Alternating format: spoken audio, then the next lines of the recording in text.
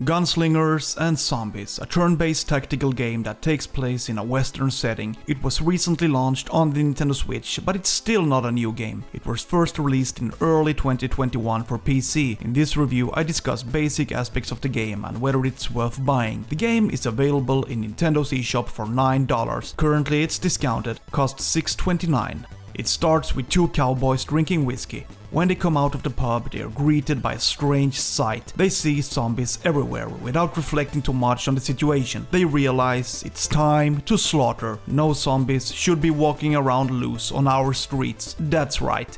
It's a very odd theme in this game. The combination of Wild West and undead is quite different, but I guess it makes sense. Someone has to be good, someone has to be evil, and it becomes clear quite quickly what this is all about. Use your cowboys to shoot or stab all the zombies. There is no individual hero in this game. Rather, you get to see cutscenes or images before each mission that tell you where the cowboys are going and what they have to do. The story is very shallow and serves mostly as a reason to set the tone for the next mission.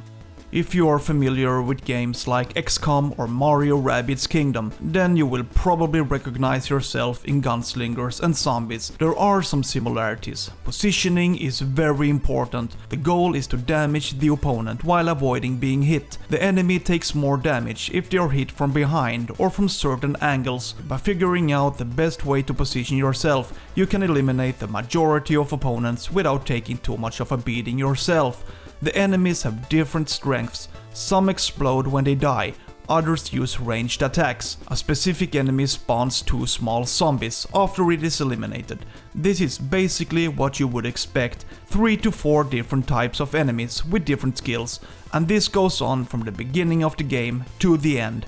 No bosses, no new unique enemies. There are 3 different levels of difficulty: easy, normal and hard. I discovered that easy actually requires you to be strategic. You can lose if you're not careful.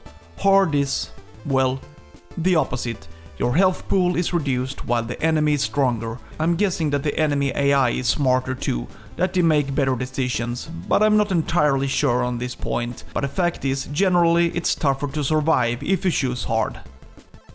In each mission you have access to a number of cowboys. Everyone has rifles and knives, but sometimes also pistols. You have limited ammunition, so sometimes you have to be economical with your resources. Along the stages you can find various crates that can provide more ammunition but also first aid kits. The advantage is that cowboys can heal each other. In this way you can basically create a healer. That is, a selected cowboy who picks up all the kits. It then runs around and heals its allies, or you simply spread all the kits between cowboys. The game is turn-based and you have a few different options when it's your turn. You can move, fire a weapon, use the knife, heal yourself or an ally, or use the shield, which can be useful if you're in close combat. In addition, you can reload your weapon, which is important to keep track of. Each cowboy has 2 maneuvers available each turn. Let's say you are moving and about to fire a weapon, but have forgotten to reload. Then there is a risk of getting into trouble. All of a sudden, you might give the enemy the opportunity to attack, and in the worst case, eliminate your cowboy. It's a fairly simple game to understand, but at the same time requires you to think about the distances between yourself and the enemy. Zombies have a certain range, and if you keep enough distance, they can't attack you. So again, positioning is very important in this game, and in many cases, the key to success. Most stages follow a similar Western-inspired theme. What stands out is how the courses are designed. Different buildings, objects and structures are what make up the world you fight in. A bit into the game you have to fight out on an island. It looks a bit different compared to the rest of the game and contributes to a certain variety.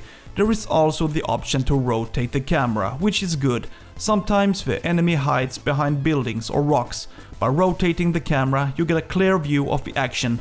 It's also possible to zoom, but it's a feature that is quite limited. I would have liked the function to have been better, that you could zoom out further and get a larger overview.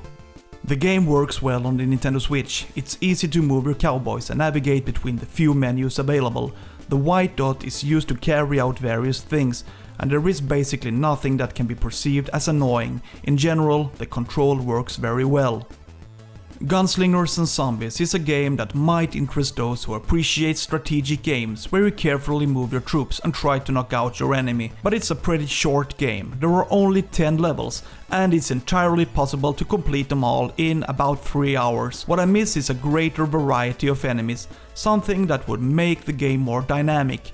For example, some boss or super zombies that take the game in a different direction. Now you have to make do with the usual enemies and it becomes a bit predictable in the long run. However, the design of the levels is varied. Some take place in village settings and others among the mountains where rock formations surround the roads. Each level also has side quests that can be quite fun to complete, but I don't know what their purpose is in the game other than you get a couple of stars at the end of each mission. But it could be about destroying buildings or making sure all cowboys survive. At least it adds some variety to the overall experience. The game runs smoothly in handheld and docked, no crashes or slowdown. I guess the game is worth the money. The game offers some content, but at the same time it's not a comprehensive experience. But at $9 without a discount, I guess it's worth checking out. Feel free to subscribe to my channel. I review new games every week. Have a nice day. See ya!